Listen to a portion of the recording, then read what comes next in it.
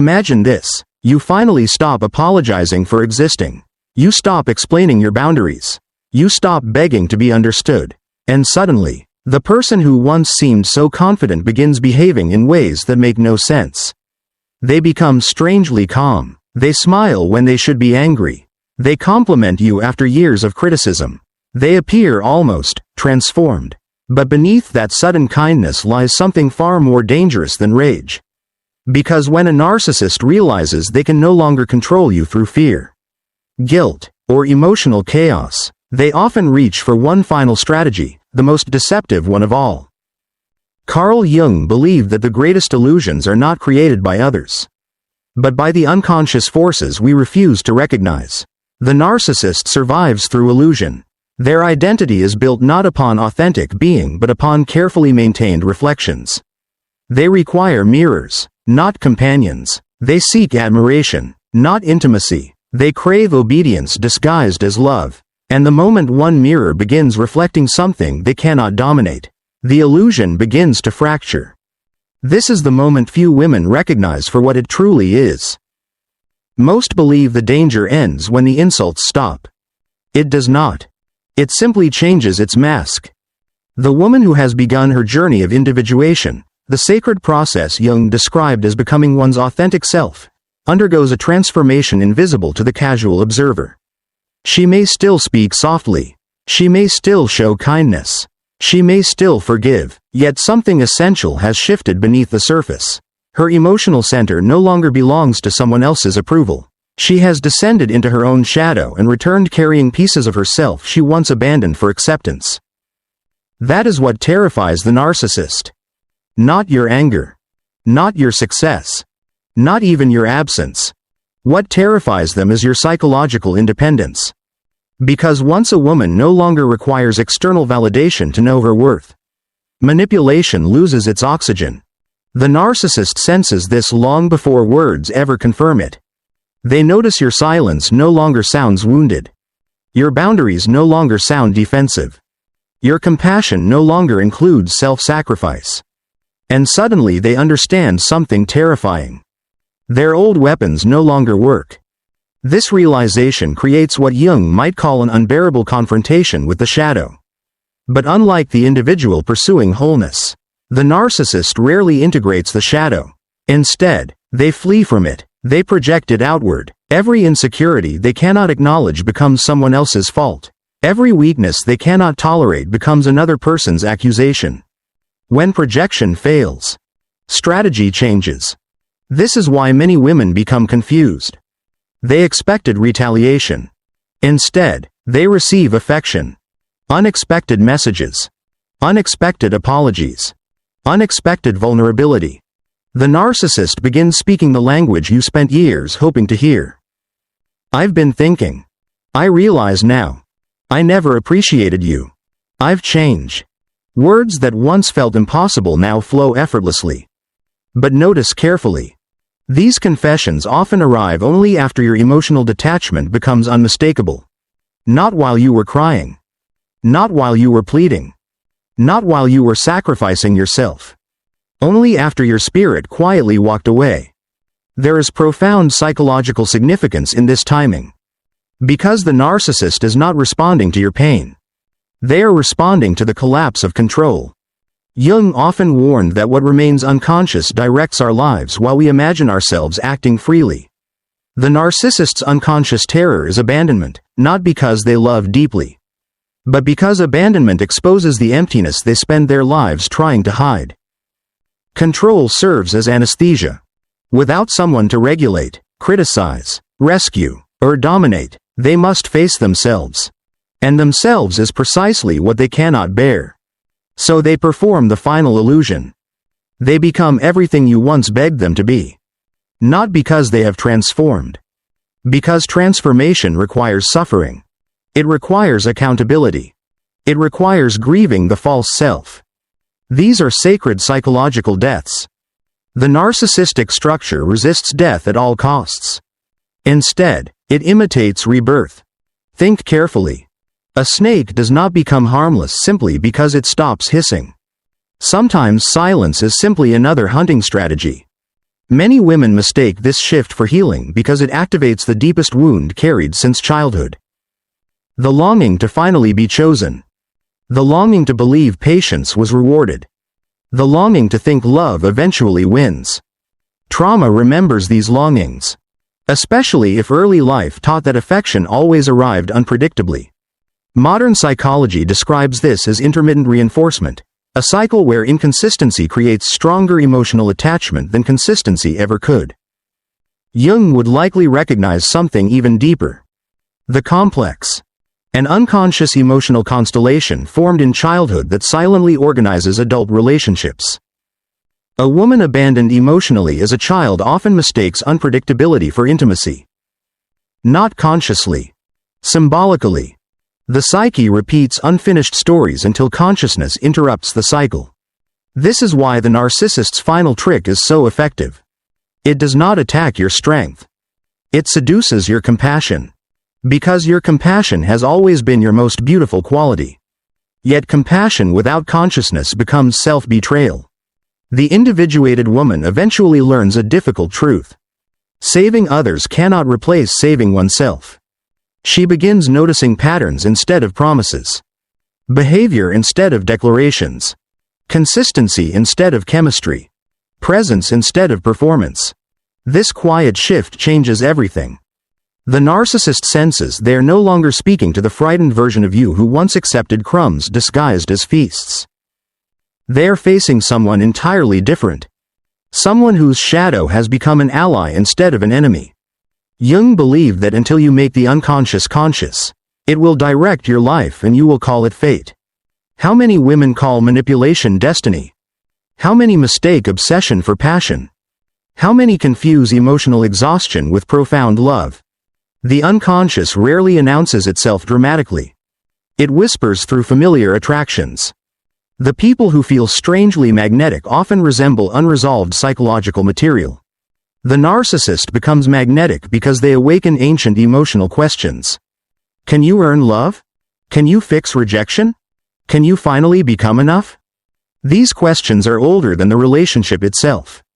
And because they are ancient, they feel sacred. But sacred does not always mean healthy. Sometimes the soul mistakes unfinished pain for purpose. The narcissist intuitively recognizes these invisible wounds.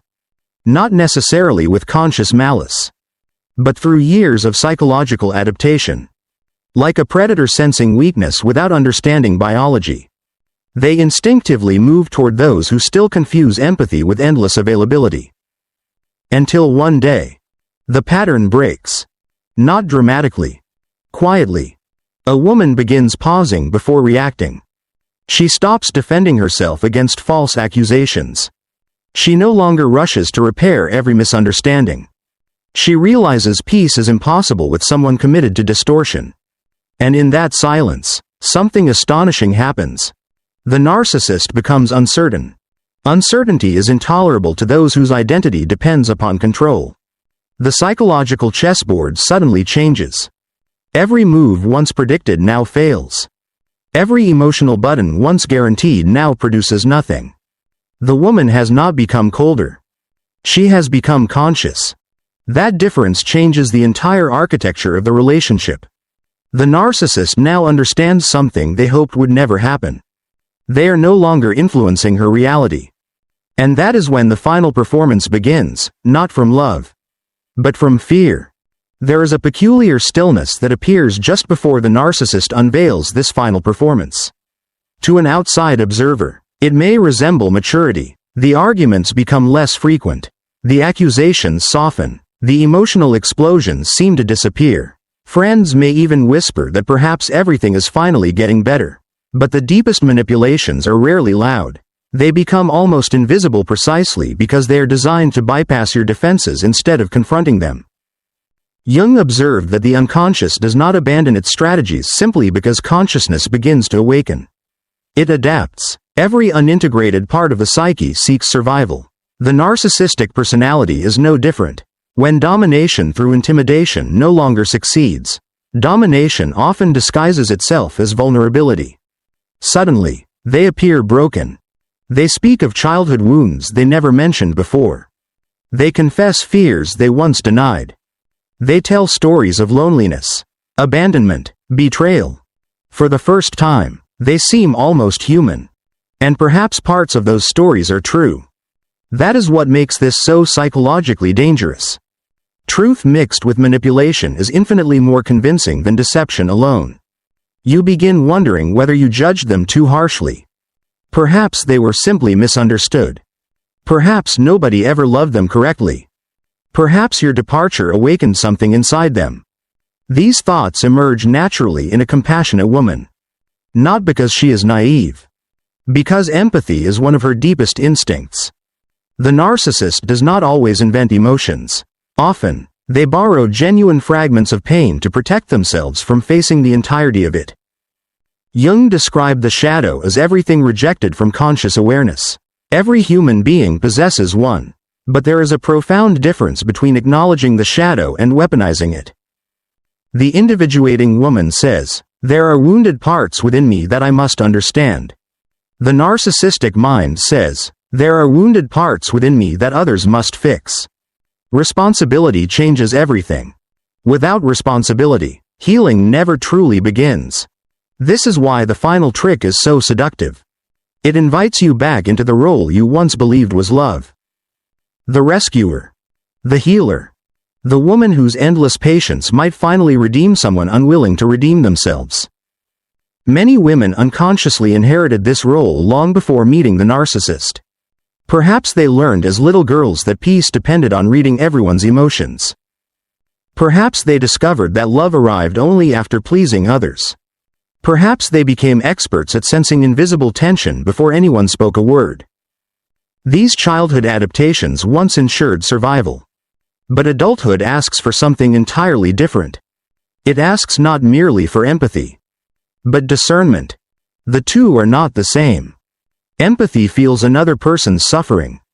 Discernment recognizes whether that suffering is being used as a tool. One without the other becomes dangerous. Marcus Aurelius wrote that the soul becomes colored by the nature of its thoughts. What he understood centuries ago now echoes through modern psychology. Repeated emotional environments shape identity. Live long enough inside manipulation, and confusion begins feeling normal. Constant emotional labor becomes mistaken for intimacy. Walking on eggshells becomes interpreted as commitment. Then something extraordinary happens during individuation. The woman begins trusting her internal experience more than external performance. She notices that although the narcissist's words have changed, her body still feels anxious. Her stomach tightens during conversations. Sleep remains restless. Joy feels strangely absent. She cannot explain it logically. Everything appears improved. Yet her nervous system refuses to celebrate. Trauma researchers often describe the body as remembering what the conscious mind attempts to forget. Jung might say the unconscious speaks through symbols, sensations, dreams, and instincts long before reason catches up. Your body frequently recognizes manipulation before your intellect can name it. This is not mystical. It is psychological wisdom accumulated beneath conscious awareness. The narcissist cannot fully imitate emotional safety because safety is not merely behavior. Safety is coherence. Words, actions, intentions, presence, all moving in harmony over time. Performance can imitate this briefly. Identity cannot counterfeit it forever. And so subtle cracks begin appearing. The apology is followed by blame. The affection quietly demands gratitude. The generosity carries invisible conditions. The tenderness disappears the moment independence returns. Nothing obvious. Nothing dramatic. Just enough inconsistency to slowly pull you back into emotional uncertainty. This uncertainty is the true objective. Because certainty creates freedom. Uncertainty creates dependency. A woman uncertain of her perceptions seeks reassurance. A woman certain of herself requires none.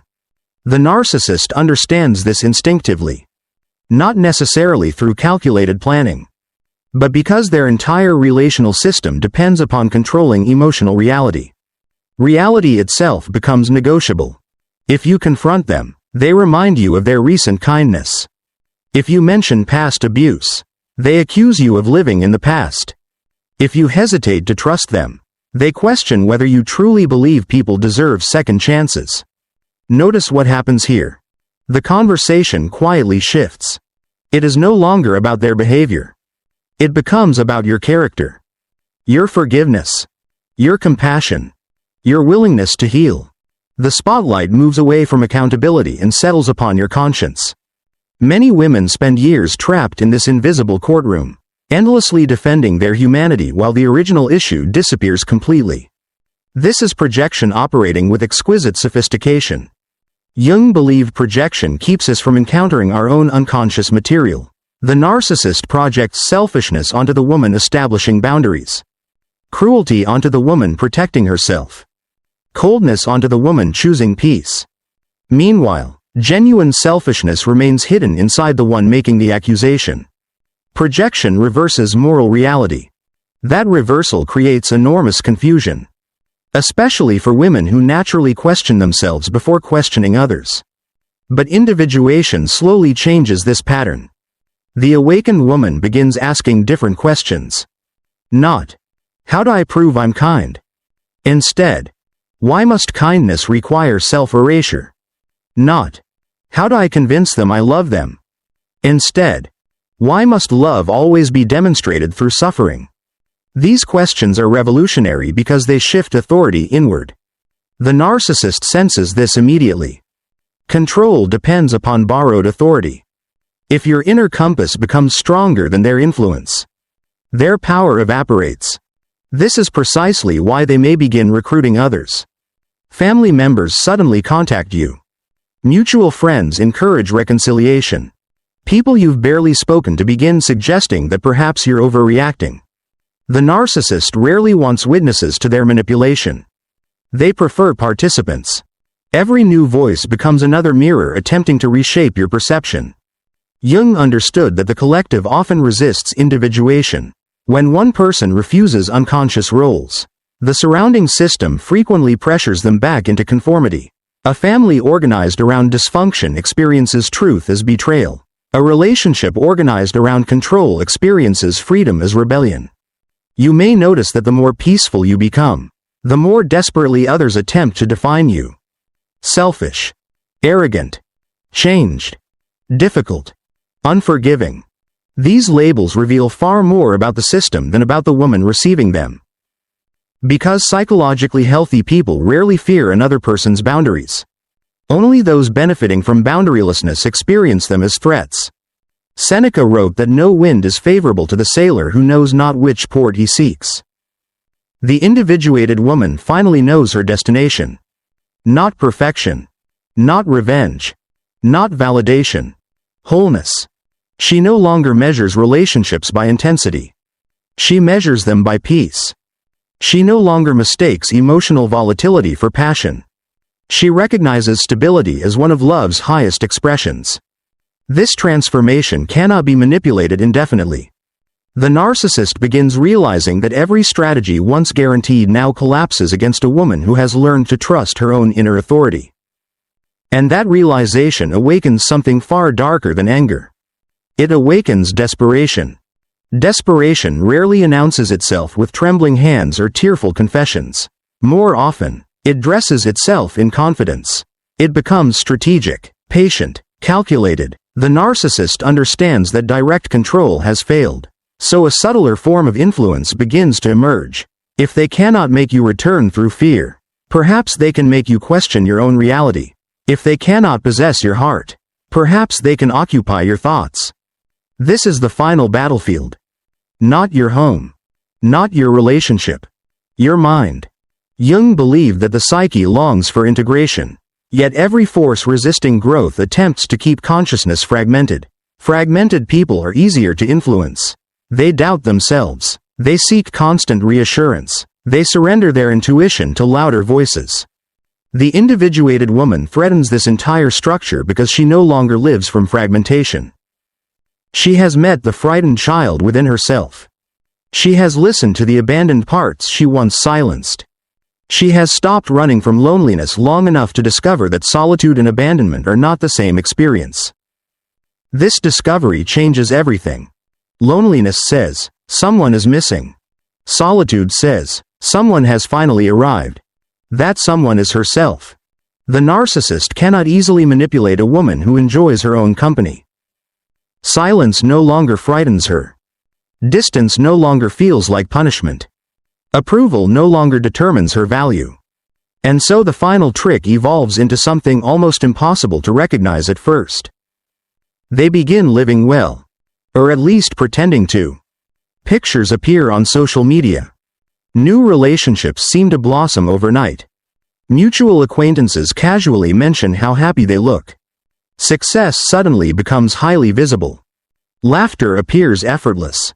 It is as though your absence improved their life completely. Many women interpret this as proof they never mattered. The unconscious immediately whispers its oldest fear. You were replaceable. You were never enough. They're happier without you. These thoughts can reopen wounds you believed had already healed. But pause for a moment. Ask yourself a different question. Who benefits if you believe this story? The narcissistic personality depends heavily upon external reflection. Image often becomes more important than inner experience. Public admiration functions as emotional oxygen. Private emptiness is carefully hidden behind carefully constructed appearances. Jung repeatedly warned against confusing the persona with the self. The persona is the mask. The self is the soul. Modern culture rewards masks with astonishing enthusiasm. Confidence without vulnerability. Success without peace. Popularity without intimacy. Power without authenticity.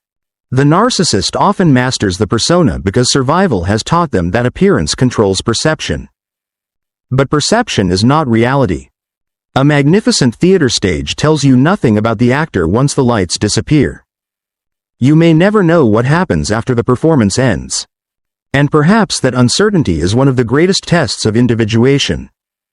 Can you release the need to know? Can you stop measuring your healing against someone else's performance? This question becomes essential because comparison quietly rebuilds the very prison you escaped. The psyche cannot move toward wholeness while constantly looking backward.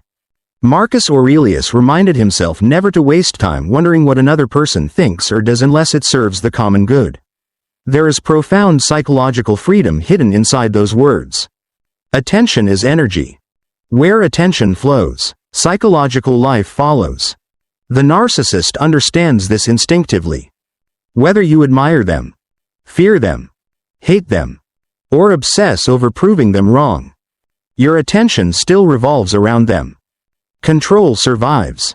Only indifference truly ends the cycle. Not coldness. Not bitterness. Simply the quiet realization that another person's opinion no longer governs your inner climate. This is extraordinarily difficult because trauma trains the nervous system to remain hypervigilant. It scans constantly. Is danger returning? Are they watching? Will they retaliate? Healing does not happen by forcing these questions to disappear. Healing happens by answering them differently. If they return, I know who I am. If they criticize me, I know what is true. If they leave forever, I remain whole. Notice how every answer returns to the same center. Not them. You. This is individuation. Not becoming fearless. Becoming rooted. Epictetus taught that suffering often comes not from events themselves but from the judgments attached to them. The narcissist depends upon shaping those judgments. They ignored you because you're unlovable. They criticized you because you're inadequate. They replaced you because you're forgettable. But consciousness interrupts these interpretations. They ignored me because connection requires vulnerability. They criticized me because boundaries threatened control. They sought someone new because authentic intimacy demands accountability. The external event remains unchanged. Its meaning transforms completely. And meaning determines emotional freedom. Jung believed symbols possess extraordinary power because they organize unconscious experience. One of the oldest symbols across civilizations is the phoenix. Not because it defeats fire. Because it enters fire willingly. The old identity burns. The people pleaser burns. The rescuer burns. The woman terrified of disappointing everyone burns. Even the longing to finally receive justice begins to burn away. From those ashes emerges someone unfamiliar. Not harder. Not colder. Clearer. She no longer enters relationships asking, "Will they choose me?" She quietly observes, "Do they honor peace?" She no longer interprets chemistry as compatibility. She watches for emotional responsibility. She notices whether apologies become behavioral change. Whether affection survives disagreement. Whether respect exists without conditions.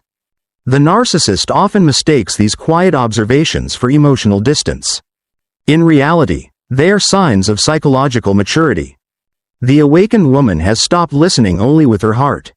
She now listens with her entire being. Her intuition. Her nervous system. Her values. Her lived experience. Her shadow no longer whispers from darkness. It walks beside her as wisdom. And that is precisely why the narcissist's final trick eventually loses its power. Because every illusion requires an audience willing to believe it. The individuated woman no longer needs illusions. She has discovered something infinitely more valuable. Truth. Truth is rarely loud. It does not demand applause. It does not rush to prove itself. It simply remains, even when every illusion falls away. This is the quiet place where the narcissist can no longer follow. For years, the relationship may have revolved around a single invisible question: who has the power to define reality? The narcissist insisted that reality belonged to whoever controlled the narrative. Your memories were questioned. Your emotions were minimized. Your instincts were dismissed. Little by little, you were encouraged to abandon the most sacred relationship you would ever have, the relationship with your own perception.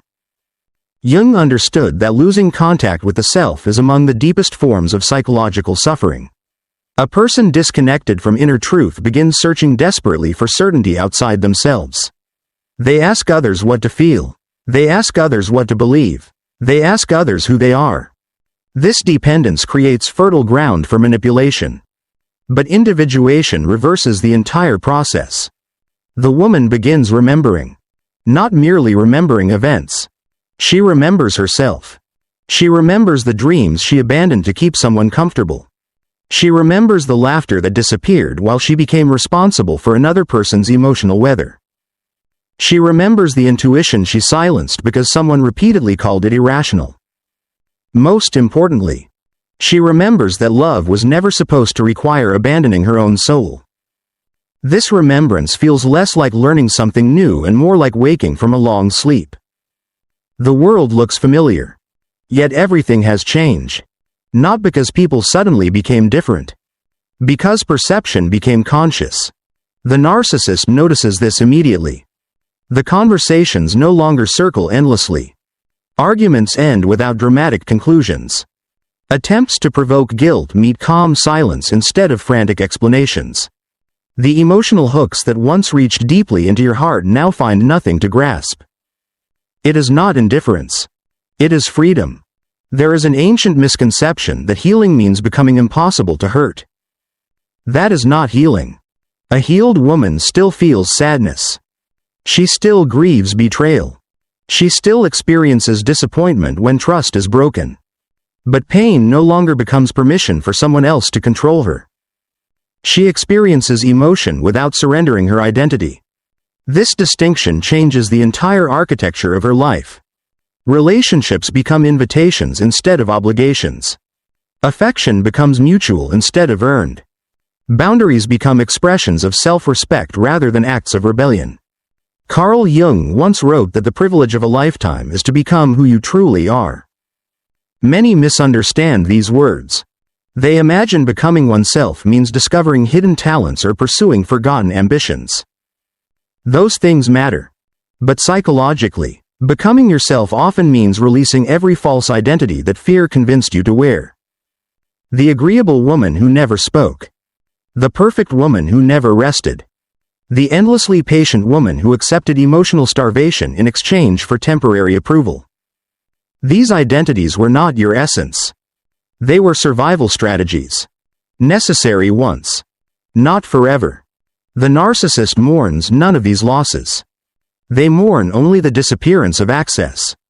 Access to your guilt. Access to your endless empathy without reciprocity. Access to the version of you who believed love had to be earned through sacrifice.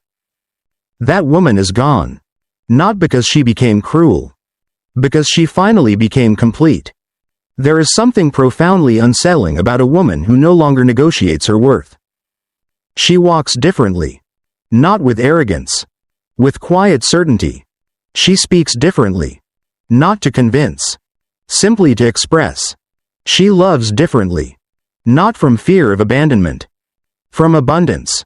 She no longer confuses being needed with being cherished. Being pursued with being respected. Being desired with being deeply known.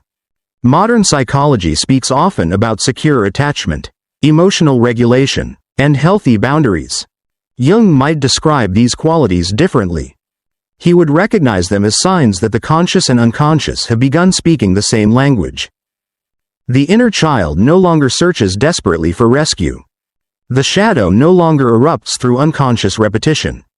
The persona no longer suffocates the authentic self. A remarkable harmony begins emerging. Not perfection. Wholeness. Wholeness is dangerous to manipulation because manipulation depends upon inner division. When one part of you secretly believes you are unworthy, another person's approval becomes irresistible. When one part of you fears abandonment, emotional inconsistency becomes addictive. When one part of you doubts your intuition, gaslighting becomes effective. Heal those divisions, and manipulation loses its foundation. This is why the narcissist's final trick ultimately fails, not because it lacks sophistication, but because it cannot survive in the presence of consciousness. Awareness dissolves illusion. Not overnight, but inevitably. Perhaps the greatest victory is not that the narcissist finally understands what they lost. Perhaps they never will. Perhaps they will spend years repeating the same patterns, searching endlessly for new mirrors to reflect the image they cannot create from within. That journey belongs to them, not to you. Your task was never to awaken another person's soul. Your task was to stop abandoning your own. There comes a moment when the need for justice softens into something quieter. Acceptance. Not approval of what happened. Not denial of the pain. Acceptance that your future no longer depends upon rewriting the past. This is emotional freedom. The need to explain disappears. The need to defend yourself fades. The need to be believed loses its urgency. Truth no longer requires unanimous agreement. It simply requires your willingness to live according to it. Imagine meeting someone years from now who asks about the chapter you once believed would define your life. You smile gently. Not because it was insignificant. Because it no longer owns you. The wound became wisdom. The betrayal became discernment. The loneliness became a doorway into a relationship with yourself that no one can ever take away again. This is the paradox Jung understood so well. The darkness you feared entering was never your prison. It was your initiation. Every tear shed in confusion eventually became clarity. Every boundary you were afraid to establish became another stone in the foundation of your freedom. Every moment you chose yourself without hatred brought you closer to the woman you were always meant to become. And in that quiet transformation lies the one truth every manipulator fears. A woman who has reclaimed her own soul cannot be controlled by promises, frightened by rejection, or defined by someone else's illusion. She no longer asks permission to exist. She no longer bargains for dignity. She no longer mistakes chaos for love. She has become her own safe place, her own witness, her own home. A woman who knows her worth does not pursue, she chooses.